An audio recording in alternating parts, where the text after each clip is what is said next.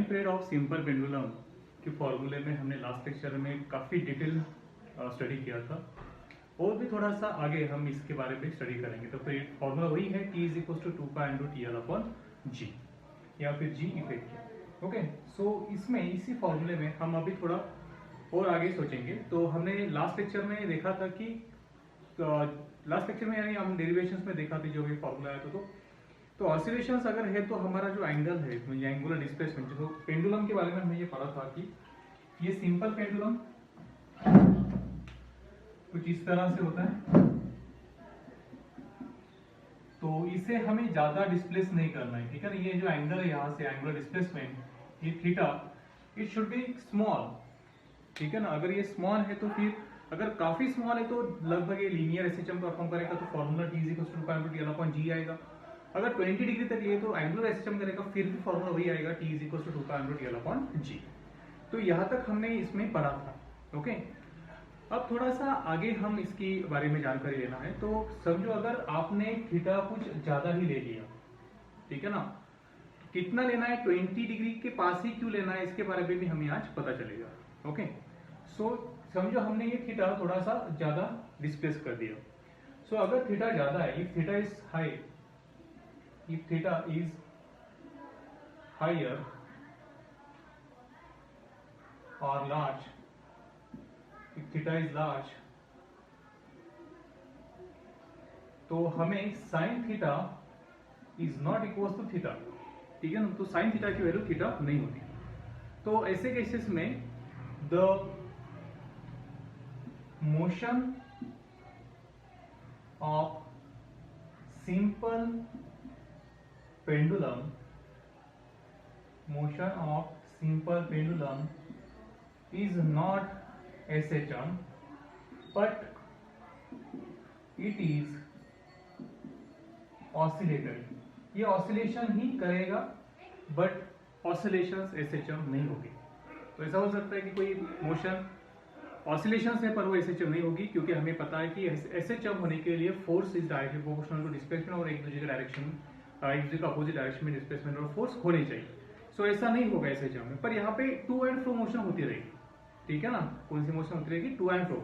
So to and fro motion यानी हमारे लिए होता है ऑसिलेशंस, ठीक है ना। सो अगर थीटा कुछ ज्यादा है, लार्ज है, कि किस नंबर से किस डिग्री से ज्यादा हो तो ये ऑसिलेशंस होगी, एसएचएम नहीं होगी, इसके बारे में भी हमें पढ़ना है। बट फिलहाल अगर थीटा कुछ लार्ज वैल्यू है, कुछ हाई वैल्यू है, तो फिर जो सिंपल पेंडुलम होगा वो सिंपल पेंडुलम सिर्फ ऑसिलेशंस करेगा, एसएचएम नहीं करेगा, ठीक है ना। तो अगर उसकी ऑसिलेशंस होगी तो oscillations is always periodic motion. So अगर वो पीरियोडिक मोशन होगी तो फिर उसका पीरियड का फॉर्मूला क्या होगा। So that was calculated by calculus trigonometry use करके। सो समझो कि हमने थीटा इतना डिस्प्लेसमेंट दिया, ठीक है ना, और किसी तो अगर थीटा लार्ज है तो इसका फॉर्मूला निकल के आएगा T theta is equal to 2π/L/G, जो जनरली होता है। Okay, in bracket 1 + θ²/16। Okay, so इस फॉर्मूले को आपको अच्छे से हाईलाइट भी करके रखना है, शायद कभी कभार आपके काम में आ जाए या फिर कहीं काम में भी ना आए, पर मुझे आपको पूरा डिटेल्स इसमें पढ़ाना था। तो ये फॉर्मूला आपके पास हो गया। T थीटा यानी अगर थीटा लार्ज है तो T थीटा उस एंगल पे 20 होगा, कुछ 45 डिग्री या फिर 60 90 कुछ भी हो, शायद उसकी वैल्यू कुछ ज्यादा हो, तो उस टाइम पे हमें फॉर्मूला मिलेगा 2π/L/G, जो जनरली होता है इन ब्रैकेट 1 + θ² तो हम आगे कुछ इस तरह से इसे नोट कर ले कि यार T theta is equal to 2π/L/G, ये स्मॉलर एंगल के लिए रहने वाला टाइम पीरियड है। सो इसे हम करेंगे T0, ठीक है ना। सो स्मॉल एंगल के लिए यही फॉर्मूला होता है टाइम पीरियड का 2π/TL/G, और ब्रैकेट में बचेगा 1 + θ²/16। सो हमें उस बड़े एंगल पे मिलने वाला टाइम पीरियड डिवाइड बाय छोटे एंगल पे मिलने वाला टाइम पीरियड का फॉर्मूला हमें कुछ इस तरह से मिलेगा 1 + θ²/16। ओके, सो ये होगा हमारा एसएचएम, ये होगा हमारे टाइम पीरियड का एक रेशियो। तो एक्चुअली ये होगा टाइम पीरियड, ठीक है ना। किसी एसएचएम से हम अगर किसी पेंडुलम से अगर हम टाइम पीरियड निकालना चाहे उसका, तो ये होगा टाइम पीरियड, और ये T थीटा उसका हाइयर वैल्यू पे रहने वाला टाइम पीरियड होगा। तो एक्सपेंड करके हमें कुछ इस तरह से वैल्यू मिली। यहाँ पे हम T theta by T not की वैल्यू ओरिजिनल की 0 होगी, उससे टी थीटा हमें 20 डिग्री पे चेक करना है। उसके बाद हमने पहले 10 डिग्री पे चेक करना है, 20 ले लेंगे, 10 से पहले तो हमें आ जाएगा। सो 20 हाइयर बात करता है, ठीक है। सो 20 के बाद 45 के बाद 50 के बाद हम लेंगे 70 है शायद, बोर्ड बुक में है वो, और 70 के बाद 90, कुछ इस वैल्यूज को हम चेक करेंगे। तो इनकी वैल्यूज दिस एंगल, अगर मैं इनकी वैल्यूज रेडियन में कन्वर्ट, यहाँ पे थीटा इन रेडियन लेना है, ठीक है ना, याद रखना है इसे, थीटा इन रेडियन, यहाँ पे भी थीटा इन रेडियन लेना है। सो जब आप थीटा इन रेडियन लेंगे तो यहाँ पे आपको इसकी value T theta by T not, इसकी वैल्यू कुछ 1.02 मिलेगी, उसके बाद 1.04, उसके बाद 1.05, देन 70 के लिए 1.10 और 90 के लिए 1. इस तरह से वैल्यू मिलेगी आपको, ठीक, ये होगा। तो देखना है कि ये स्मॉल एंगल पे रहने वाला टाइम पीरियड है और ये बड़े एंगल लेने के बाद मिलने वाला टाइम पीरियड है। तो इन दोनों का रेशियो 1.02 हो गया। सो ओरिजिनल से ये 1.02 है, तो ये होती है रिलेटिव एरर। क्या होती है? Relative error. और इस रिलेटिव एरर से आप परसेंटेज एरर भी निकाल सकते हैं, ठीक है ना। सो इसे 100 से मल्टीप्लाई किए तो आप 1 माइनस करके, ठीक है ना, सो 1 माइनस किया और उसे 100 से मल्टीप्लाई किया तो आपको परसेंटेज एरर मिल जाएगा। सो आपको यहाँ पे मिला कि यहाँ पे 2% एरर है 20 में।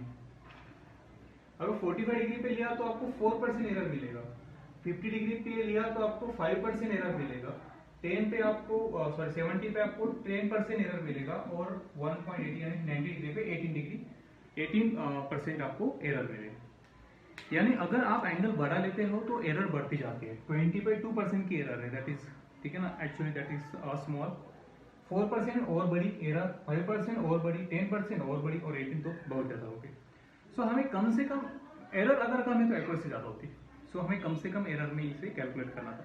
सो हम अगर बहुत कम एंगल रखेंगे 20 डिग्री तो हमें कम एरर मिलेगी, यानी 20 डिग्री से अगर अंदर हम रखें तो हमें काफी कम एरर मिलेगी, है ना। सो इसलिए हम जब टाइम पीरियड निकालना होता है किसी सिंपल पेंडुलम का तो हम 20 डिग्री के लगभग ही उसे लेते हैं। Is it clear? तो आपको ये समझना था, ख्याल में भी रखना था। ओके, सो इसे फिर से एक बार दोहरा देता हूं मैं कि हमें टाइम पीरियड का फॉर्मूला मिला था T = 2π/dl/g इफेक्टिव। तो बात ऐसी है कि हमने वहाँ पे एक एज्यूम किया था या कंडीशन रखी थी कि हमें जो सिंपल पेंडुलम का डिस्प्लेसमेंट देना था वो डिस्प्लेसमेंट हम काफी कम दें, 20 डिग्री के अंदर ही दें, 10 डिग्री के अंदर ही अच्छा रहेगा। तो हमारा सवाल क्या तैयार हुआ कि क्यों ऐसा करें, हम 20 डिग्री के अंदर ही क्यों दें। तो हमें कुछ कैलकुलेशंस करके एक फॉर्मूला मिला था कि T θ = T01 + θ²/60। सो बड़े एंगल और मिनिमम एंगल के लिए हमने इनका रेशियो निकाला। तो रेशियो को कैलकुलेट किया हमने वेरियस एंगल को, तो हमें वैल्यूज कुछ इस तरह से मिली θ/T0। तो ये स्मॉलर एंगल के लिए और ये बड़े एंगल के लिए हमने रेशियो जो निकाला तो हमें 1.02 मिला। तो इससे हम अगर परसेंटेज एरर निकालने की कोशिश करें, सो हमें रेशियो से परसेंटेज निकालना आसान होता है। तो हमने ये रेशियो हमें मिला, तो इससे हमने परसेंटेज एरर निकालने की कोशिश की। तो हमें ऐसा दिखाई दिया कि 20 डिग्री पे 2% एरर, 45 डिग्री पे 4%, 50 डिग्री पे 5%, 70 डिग्री पे 10% और 90 डिग्री पे। सो हम जितना बड़ा एंगल लेंगे उतनी ज्यादा एरर हमें आएगी। सो हमें अगर एक टाइम पीरियड एग्जैक्टली कैलकुलेट करना होगा तो हमें कम से कम एंगल रखना पड़ेगा ताकि हमारी एरर कम आए, और अगर हमारी एरर कम आती है तो हमारी एक्यूरेसी ज़्यादा होती है। सो इसलिए ये फॉर्मूला भी आपने अच्छे से लर्न करना, ये भी आपने लर्न किया तो चलेगा, क्योंकि हो सकता है इस पे न्यूमेरिकल आ जाए। इस पे भी पॉइंट यहाँ पे है कि the motion of simple pendulum is not SHM but it is oscillatory. अगर एंगल बढ़ा लिया तो एसएचएम नहीं होगी बट ऑसिलेटरी हो सकती है, और ऑसिलेटरी मोशन को टाइम पीरियड भी हो सकता है। सो ये सब हमें आपको ये करा दिया जाएगा, ठीक है ना। आप चाहे तो इसे नोट कर लें या फिर देखिए, ठीक है ना, नोट कर लो क्या देखना है इसमें। नाउ नेक्स्ट, तो आपने एक फॉर्मूला इसमें ऐड कर दिया कि अगर हम एंगल बड़ा ले लें तो d theta T theta is equal to T naught in bracket 1 plus theta square by 16। अगर आपने डिस्प्लेसमेंट वाला एंगुलर डिस्प्लेसमेंट वाला एंगल बड़ा लिया तो आपको ये फॉर्मूला यूज करके टाइम पीरियड निकालना पड़ेगा। आगे अगर आपकी लेंथ ऑफ पेंडुलम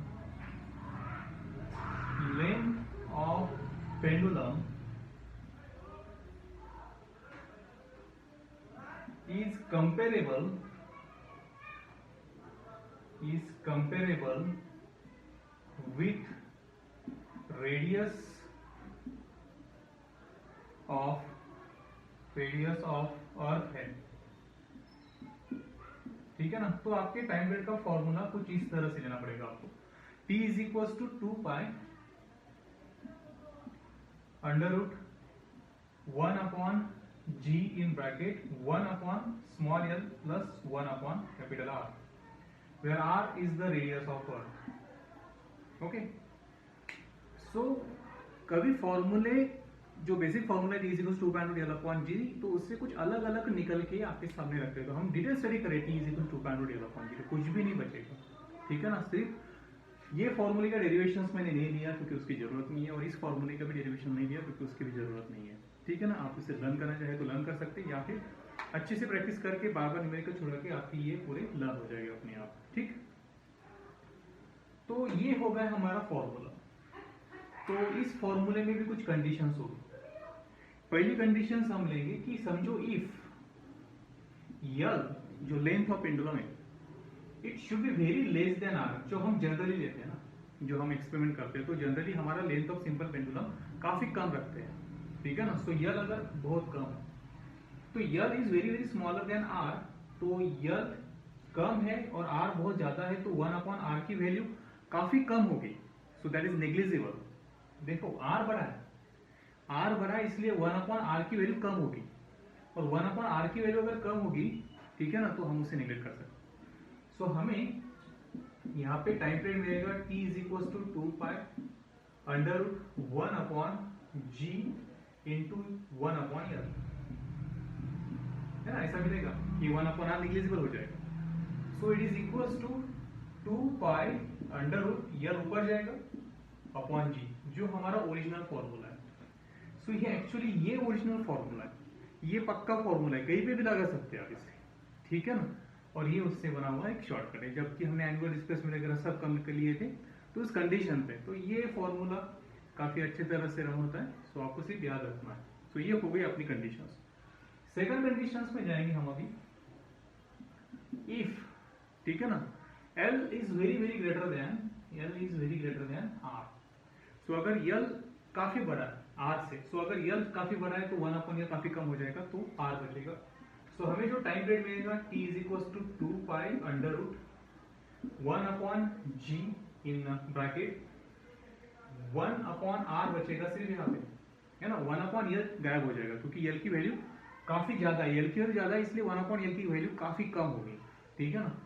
सो ये R ऊपर जाने से हमारा फॉर्मूला बनेगा 2 pi under root R upon G। तो ये जो है ना, ये जो 2 pi under root R upon G, ये बहुत बार आ चुके हैं, ठीक है ना। ये इक्वेटर पर वेटलेसनेस फील होने के लिए वगैरह वगैरह बहुत टाइम पे हम इसे फॉर्मूला यूज करते, तो इसकी वैल्यू निकल के आते हैं 84.6 मिनट, ठीक है ना। अगर काफी बड़ी लेंथ ली आपने, आर्क की रेडियस से भी काफी बड़ी लेंथ ली पेंडुलम की, तो आपको टाइम पीरियड जो मिलेगा वो फिक्स होगा 84.6 मिनट्स, ठीक। और लास्ट यहां से निकल के एक और फॉर्मूला जिसमें होगा if L is equal to R। So L की और R की वैल्यू अगर सेम है तो सो आपका टाइम पीरियड बनेगा T is equal to 2 pi under root 1 upon G, तो ये होगा 1 upon R upon 1 upon R। So 1 upon R plus 1 upon R that is 2 upon R and it becomes 2 pi under root R upon 2G। Okay, so ये value आपकी आ जाएगी। सो इसे हम अगर calculate करें तो ये होगा लगभग 1 आवर, ठीक है ना। सो 1 आवर हो जाएगा। अगर रेडियस ऑफ अर्थ इतनी, सर अगर आपने लेंथ लिया ऑफ पेंडुलम तो आपको 1 आवर टाइम पीरियड मिल जाएगा। ओके, सो ये हो गया एक फिर से नया formula for time period. Okay, so ये जो है आपने अच्छे से नोट किए होंगे, नहीं किए हो तो कर लेना है। ठीक, आगे जाएंगे और आगे तो आगे जाने से पहले हमें एक फॉर्मूला यहाँ पे और प्लॉट करना है कि T is equal to 2 pi under root 1 upon G in bracket 1 upon L plus 1 upon capital R, अगर पेंडुलम की लेंथ R के कंपैरिजन में हो तो। ओके, सो ये फॉर्मूले यहाँ पे अभी हम स्टॉप कर देंगे। ठीक है, अभी हमने पेंडुलम की टाइप्स पढ़ना है। ठीक है, तो हमने सिंपल पेंडुलम देखा, सिंपल पेंडुलम में और एक नया नाम जोड़ेंगे हम, सेकंड पेंडुलम। ठीक है ना,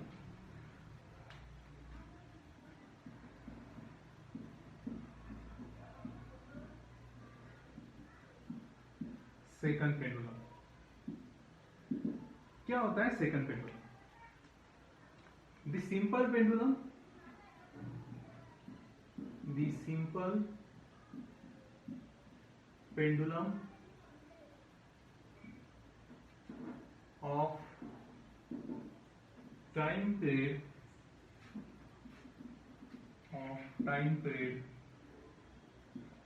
2 सेकंड।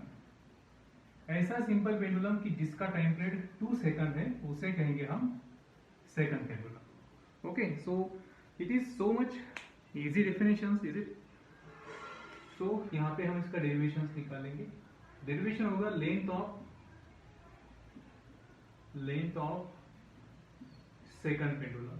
सेकंड पेंडुलम की लेंथ कितनी होनी चाहिए? अगर आपको सेकंड पेंडुलम बनाना है तो सेकंड पेंडुलम की लेंथ कितनी होनी चाहिए? ठीक, सो वी हैव और वी नो, क्या पता है हमें? The time period of any simple pendulum is under root T pi, T is equal to 2 pi under root year upon G. So हमें फॉर सेकंड पेंडुलम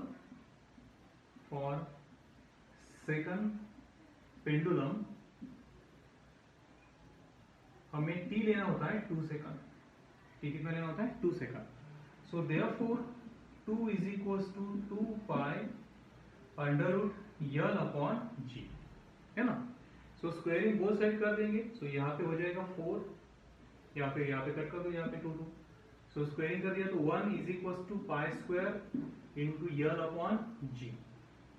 ठीक है ना, तो पाई स्क्वायर की वैल्यू लगभग जी इतनी होती है। कैलकुलेट करके देखना, 3.14 का स्क्वायर करेंगे तो 9.8 के लगभग आ जाएगा। ठीक है ना, सो ये दोनों भी कैंसिल हो जाएगा। सो हमें 1 इज इक्वल टू यल मिलेगा, therefore L is equal to 1 metre.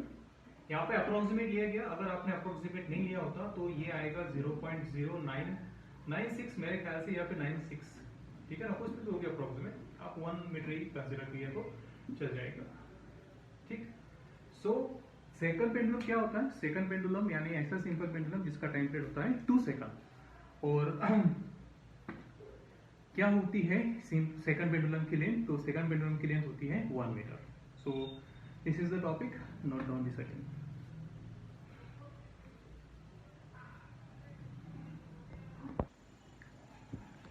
अब हम आगे लेंगे नया टॉपिक, जिसका नाम है कंपाउंड पेंडुलम। ठीक है ना, सो कंपाउंड पेंडुलम क्या होता है और उसका टाइम पीरियड क्या होता है, ये हमें देखना है, बोर्ड के लिए नहीं है। ठीक है ना, सो सिंपली डेरिवेशन ज्यादा घिसने का काम नहीं है हमें, ऊपर के ऊपर हमें डेरिवेशन कर लेना है इसका स्क्रिप्ट। सो कंपाउंड पेंडुलम क्या होता है? कंपाउंड पेंडुलम कोई भी ऑब्जेक्ट हो सकता है जिसे आप सस्पेंड कर दे किसी एक्सिस से। ठीक है ना, जैसे कि ये पेन है, ये पेन को आप किसी भी एक्सिस से सस्पेंड कर देंगे। यहाँ पे मैंने ऐसी कोई खील लगा दी और फिर से सस्पेंड कर दिया और उसे ऐसा ऑसिलेट कर दिया, तो ये ऐसे ऑसिलेट करते रहेगा, तो ये कंपाउंड पेंडुलम बन जाएगा। सो कोई भी ऑब्जेक्ट, ठीक है ना, तो हम कहेंगे उसे रिजिड बॉडी। ठीक है ना, रिजिड बॉडी और rigid body suspended from an axis and made to oscillates is called compound pendulum. ठीक है ना, कोई भी ऑब्जेक्ट जिसे हम किसी एक्सिस से सस्पेंड कर दें और उसे हम ऑसिलेट करने के लिए फ्री कर दें या उसे ऑसिलेट उससे बनाए ऑसिलेशंस, तो हमें उस बॉडी को कहना पड़ेगा कंपाउंड पेंडुलम। ठीक है ना। सो सिंपल पेंडुलम में कुछ बातें थी कि यार वो एक स्ट्रिंग से सस्पेंडेड होगा, स्ट्रिंग में भी इनएक्सटेंसिबिलिटी नहीं होनी चाहिए और वो बॉब भी थोड़ा सा हेवी होना चाहिए। कुछ ऐसी कंडीशंस थी, यहाँ पे ऐसी कुछ कंडीशन नहीं होती। कोई भी ऑब्जेक्ट हो उसे अगर आप सस्पेंड कर दे और उसे ऑसिलेट करने के लिए छोड़ दे तो वो कंपाउंड पेंडुलम बन जाएगा। ठीक है, अभी कंसीडर करना है हमें यहाँ पे कि ये चप्पल लाइक स्ट्रक्चर या फिर चप्पल को भी हम कंपाउंड पेंडुलम बना बोल सकते। सो इसे हमने इस पॉइंट से इस एक्सिस से ऐसे यहाँ पे कील लगा के इसे ऑसिलेट करने के लिए छोड़ दिया। तो इसका सेंटर ऑफ ग्रेविटी समझो यहाँ पे या सेंटर ऑफ मास यहाँ पे। अगर उसका सेंटर ऑफ मास यहाँ पे है तो यहाँ से लेके यहाँ तक, ठीक है ना, इसे हम उसकी लेंथ बोलेंगे, पेंडुलम की लेंथ। ठीक है ना, पॉइंट ऑफ सस्पेंशन लेके सेंटर ऑफ ग्रेविटी। अभी मैंने क्या किया, इसे इस चप्पल को यानी इस ऑब्जेक्ट को हमने थोड़ा सा ऐसा इंक्लाइन किया। ठीक है ना, कुछ इस तरह। ओके, तो ये सेंटर ऑफ ग्रेविटी तो यहाँ पे आ गया उसका, सो ये होगा यहाँ पे। तो यहाँ पे हमने एंगुलर डिस्प्लेसमेंट इस तरफ थीटा इतना दिया। ठीक है ना, सो यहाँ से जी यहाँ पे गया, ये वो पॉइंट हो गया। और यहाँ से अगर मैं छोड़ दिया तो ऐसे ऑसिलेशन करेगा। So this body is called as compound pendulum. ठीक, अभी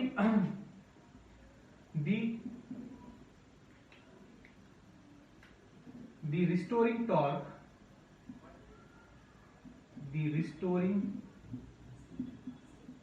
torque about point O is, so restoring torque tau लिखेंगे हम इसे इज इक्वल टू, तो देखना यहाँ पे जो वेट रहेगा वो इस तरफ रहेगा नीचे mg। ठीक है ना, तो mg का एक कंपोनेंट निकल के इधर आएगा mg sin थीटा, और mg sin थीटा और ये o एक्सिस से यहाँ से जनरल एक्सिस से परपेंडिकुलर डिस्टेंस होगा ये। सो टॉर्क बनेगा यहाँ पे mgl sin थीटा, और थीटा की वैल्यू और टॉर्क की वैल्यू अपोजिट होगी। टॉर्क इधर लगेगा, थीटा इस तरफ बढ़ रहा था, तो यहाँ पे हमने नेगेटिव साइन लग दी। अगर सोचो कि इफ यहाँ पे भी हम ऐसी कंडीशन लगाएंगे कि theta is very small, theta is very small, तो हम कह सकेंगे कि sin theta is equal to theta. तो हमें जो टॉर्क निकल के आएगा, हमारा टॉर्क बनेगा m माइनस mgl थीटा। ठीक है ना, sin थीटा की वैल्यू हम थीटा ले लेंगे। आगे हमें ऑल्सो पता है ये भी कि टाउ जो होता है, tau is equal to I alpha होता है। टाउ क्या होता है, I alpha. So therefore tau अगर आई अल्फा है तो I alpha is equal to minus mgl theta. तो अल्फा की वैल्यू हो जाएगी minus mgl divided by r times theta. So इसका मतलब ये हो गया कि एंगुलर एक्सेलरेशन जो है, angular acceleration is directly proportional to negative of is directly proportional to minus theta।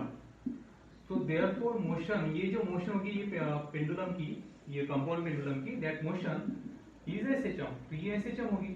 अगर ये SHM है तो अल्फा का फॉर्मूला होता है therefore alpha is equal to minus omega square theta. ठीक है ना, एसएचएम में ये होता है।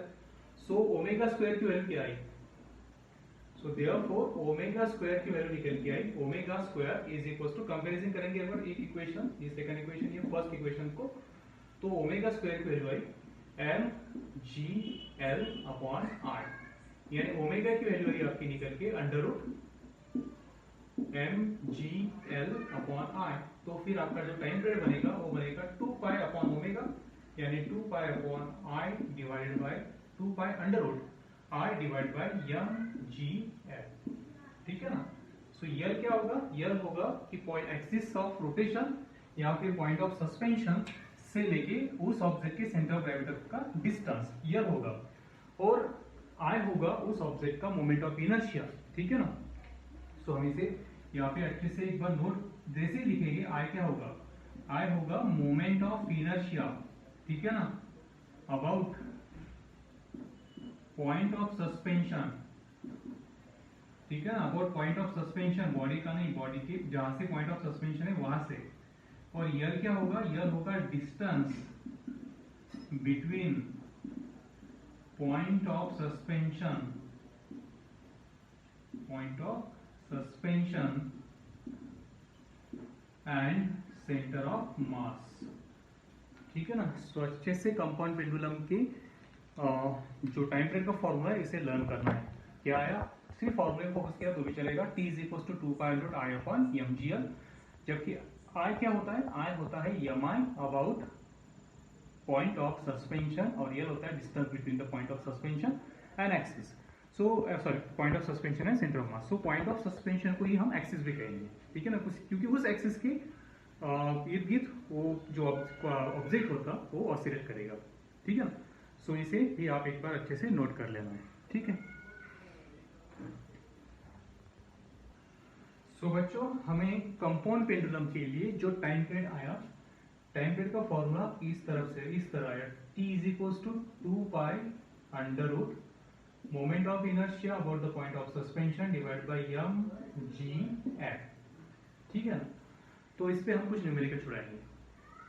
तो समझो हमें एक रॉड दिया, ठीक है ना, ऐसा एक रॉड।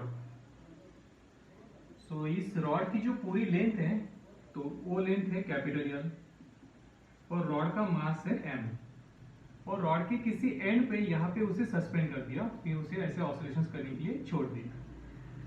ठीक है। तो ये यूनिफॉर्म है बॉडी। ठीक है ना। सो इसका आपको टाइम पीरियड निकालना है। सो ये कुछ किस टाइप का पेंडुलम हो जाएगा, सिंपल पेंडुलम या फिर सेकंड पेंडुलम या फिर कंपाउंड पेंडुलम। सो कोई भी शेप की बॉडी हो तो हम उसे कहेंगे कंपाउंड पेंडुलम। सो ये कंपाउंड पेंडुलम। सो इस कंपाउंड पेंडुलम का आपको टाइम पीरियड निकालना है। तो टाइम पीरियड का फॉर्मूला कंपाउंड पेंडुलम की होता है T is equal to 2 pi root I upon mgl। Okay. तो सबसे पहली बात आपको यहाँ पे देखना है कि I कितना होगा। ठीक है ना। सो हमें जो I निकालना है तो इस पॉइंट पे निकालना है। सो रॉड का मोमेंट ऑफ इनर्शिया, थोड़ी सी रिवीजन कर दो आपकी। सो रॉड का moment of inertia about an axis passing through the centre perpendicular to its length, इस पॉइंट पे अगर आपने लिया तो यहाँ पे होता है ml स्क्वायर बाय 12 होता है। सो हमें इस पॉइंट पे नहीं है, यहाँ पे हमें एंड पे लिखना है, यानी यहाँ पे। तो यहाँ पे अगर आपको निकालना है तो यहाँ से लेके यहाँ तक का डिस्टेंस आपको पता चाहिए। तो ये डिस्टेंस तो L/2 होगा क्योंकि ये सेंटर से लेके एंड तक है। तो यहाँ पे आप पैरेलल एक्सिस थ्योरम लगाएंगे। सो IO इज इक्वल टू हो जाएगा IC plus mx square by 12। सो ये एडिशंस करके आपको यहाँ पे मिलेगा mx स्क्वायर बाय 3। ठीक है ना, मूल जबानी याद होता है बस। सो यहाँ पे moment of inertia ml square bye 3 आ जाएगा। उसके बाद हमें चाहिए स्मॉल एल। स्मॉल एल क्या होता है? स्मॉल एल होता है distance between the point of suspension और सेंटर ऑफ मास। सो ये अगर रॉड यूनिफॉर्म है तो इसके सेंटर पे सेंटर ऑफ मास होगा। सो यहाँ से लेके यहाँ तक का डिस्टेंस L/2 होगा और उसी की कीमत स्मॉल एल होगी। सो स्मॉल एल की कीमत आपको मिली L/2। ठीक है। तो फिर ये दोनों क्वांटिटीज अगर आपने निकाल ली, मैं तो एकदम आसान कंडीशन दी थी। ठीक है ना। अगर कोई कॉम्प्लिकेटेड कंडीशंस में भी अगर आप ये दोनों को निकाल सकते हैं, मोमेंट ऑफ इनर्शिया को और एल को, तो आपके न्यूमेरिकल्स यूं ही छूट जाते हैं। ठीक है ना। उसमें कोई बड़ी तकलीफ वाला न्यूमेरिकल्स आपको लगेगा नहीं। सो टाइम पीरियड का फॉर्मूला क्या बनेगा? T is equal to 2 pi under root I कितना ml square by 12 into mgl, mg और यल कितना है? यल है 12 है ना, 3, और यल कितना है? सो यल है L/2। तो यहाँ से यम और यहाँ से यम कैंसिल हो जाएगा, यहाँ से यल और यहाँ से यल स्क्वायर कैंसिल होगा, 2 ऊपर जाएगी। सो हमें टाइम पीरियड मिलेगा T is equal to 2 pi under root, L वहां पे बचा है, ये दो ऊपर से नीचे से ऊपर गए और ये 3g। सो ये हो जाएगा रॉड का मोमेंट ऑफ इनर्शिया। ठीक। तो ये हो गया एक, मैंने आपको सिंपल तरीके से समझा। क्वेश्चन कुछ इस तरह से भी आ सकता है। ये रॉड होगा, ठीक है ना। तो ये रॉड होगा 1 मीटर लॉन्ग यानी 100 सेंटीमीटर का। ठीक है ना। सो आपको एक्सिस ऑफ रोटेशन दिया होगा ऊपर के एंड से 10 सेंटीमीटर, ऊपर की एंड से 10 सेंटीमीटर पे अगर मैंने यहाँ पे उसी रॉड को सस्पेंड किया ऐसे, तो इसका मोमेंट ऑफ इनर्शिया कितना होगा, सॉरी इसका टाइम पीरियड कितना होगा। सो यहाँ पे आपको यही आई निकालना होगा और यल निकालना होगा। सो यहाँ पे उसका सेंटर ऑफ मास होगा। सो सेंटर ऑफ मास इस एंड से 50 सेंटीमीटर पे होगा, इज इट। तो ऊपर के 10 आपने छोड़ दिए, तो सेंटर ऑफ मास से लेके पॉइंट ऑफ सस्पेंशन तक आपको ये मिलेगा 40 सेंटीमीटर। कितना मिलेगा? 40 सेंटीमीटर। और फिर बची बात इस आई की, तो आई एनी पॉइंट पे निकालना है तो आपको होता है I C plus M H square. So I C moment of inertia of the rod about इस एक्सिस, तो ये तो होगा M H square by 12 plus M H square. तो यहां से लेके यहां तक का डिस्टेंस एच होगा जो कि 40 सेंटीमीटर है, ठीक है ना, एच वही होगा।